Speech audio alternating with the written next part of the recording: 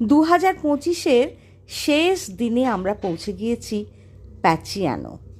প্যাচিয়ানো একটা ভীষণ সুন্দর রিসোর্ট। এটার অবস্থান হলো মানাবাড়ি চা বাগানের ভেতরে, জলপাইগুড়ি জেলার মানাবাড়িতে। এত সুন্দর একটা রিসর্ট এখানে হতে পারে আমার ধারণার বাইরে ছিল।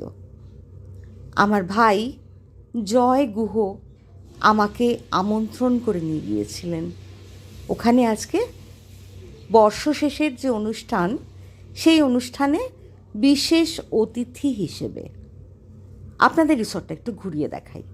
এটা হলো রিসেপশন। একটু ছাদের উপরে উঠেছি, ছাদ ঠিক নয়, একটা বিরাট ব্যালকনি টাইপের। হাঁটতে হাঁটতে ভিডিও করছি, তাই একটু নাচানাচি করছে ভিডিওটা। ওই যে আসছে আমার মেয়ে ঐশী আর আমার ভাই জয় গুহ। জয় প্যাচিয়ানোতে জেনারেল ম্যানেজার হিসেবে এখন চাকরি করছে। এই যে প্যাচিয়ানোর রুমগুলো দেখাই, ভীষণ সুন্দর, এত এস্থেটিক্যালি সাজানো, দেখে মন ভরে যায়।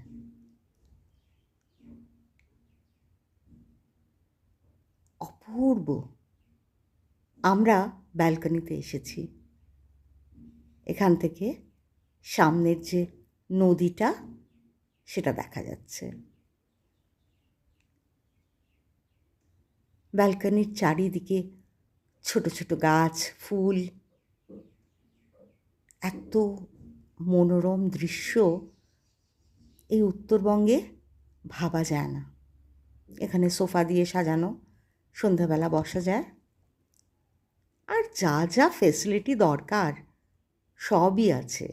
এটা 4 স্টার বা 5 স্টার রেটিংয়ের একটা রিসর্ট। এটা হলো বাথরুম বা শাওয়ার,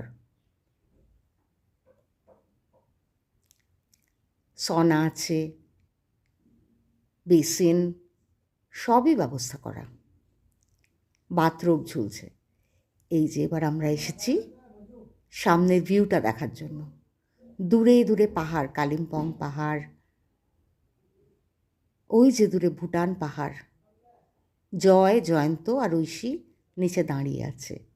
আর এই যে প্যাচিয়ানো রিসর্ট, মানাবাড়ি, জলপাইগুড়ি জেলা। খুব ভালো কাটলো বছর শেষ এবং বছরের শুরুটা। সবাই ভালো থাকবেন বন্ধুরা। 2026 যেন দারুণ কাটে।